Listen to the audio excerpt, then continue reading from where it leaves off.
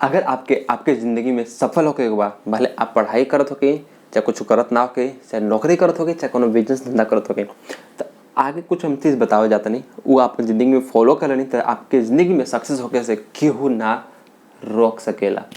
सबसे पहले आपकी ज़िंदगी में कुछ गुरु होके के चाहिए, जैसे कि आप संदीप महेश्वरी के ले ली, विवेक बिंद्रा के ले ली, चाहे सोनू शर्मा के लिए।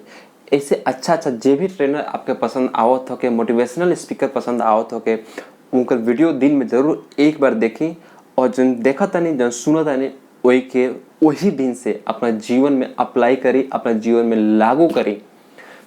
तो अगर आप ये चीज़ करनी 1 साल 1.5 साल करनी, आपके ज़िंदगी में सफल होके खातिर पैसा कमाए से केहू दुनिया में पैदा नहीं के रोक सकेला। तो ये चीज़ अपना ज़िंदगी में एगो गुरु रखी, एक मोटिवेशनल स्पीकर रखी, जेकरा कि आप फॉलो करी। ओकरा अलावा एगो हम किताब बताएं आपके, जौन की किताब आपके पढ़े के चाहिए। बहुत ही अच्छा किताब है, जौन कि हम एगो और वीडियो में बतौले रहने कि ये जौन किताब कितना अच्छा बा। और जितना भी मोटिवेशनल स्पीकर बाड़न, जे बड़ बड़ नेता बा चाहे अभिनेता बा, जे बा, ई किताब में बतावल गए नियम के खुद फॉलो करेला, कबो ना कबो कहीं ना कहीं बात करेला। इस किताब बा हिंदी में, अंग्रेजी सभी भाषा में मिल जाए आपके, लेकिन अभी जो हम पढ़ ले बनी हिंदी में बाटे। अगर आपकी किताब चाहे तो वीडियो के डिस्क्रिप्शन में लिंक दे में जाके आप अमेजन से खरीद सकें, नहीं दूसरे से कम भाव के बा और आपके घर पे ही आ जाई।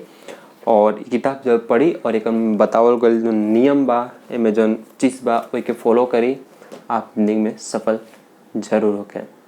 वीडियो पसंद आए तो वीडियो को लाइक कर दी। इस तरह के और भी अपन भाषा भोजपुरी वीडियो देखने खातिर चैनल को सब्सक्राइब कर दी और बेल नोटिफिकेशन आई पर क्लिक करके ऑल नोटिफिकेशन पे जरूर क्लिक करी, जैसे कि कोई भी वीडियो हम अपलोड करी ओका नोटिफिकेशन आपके मिले और आप वो वीडियो को देख पाई, वो आपसे छूट ना पावे।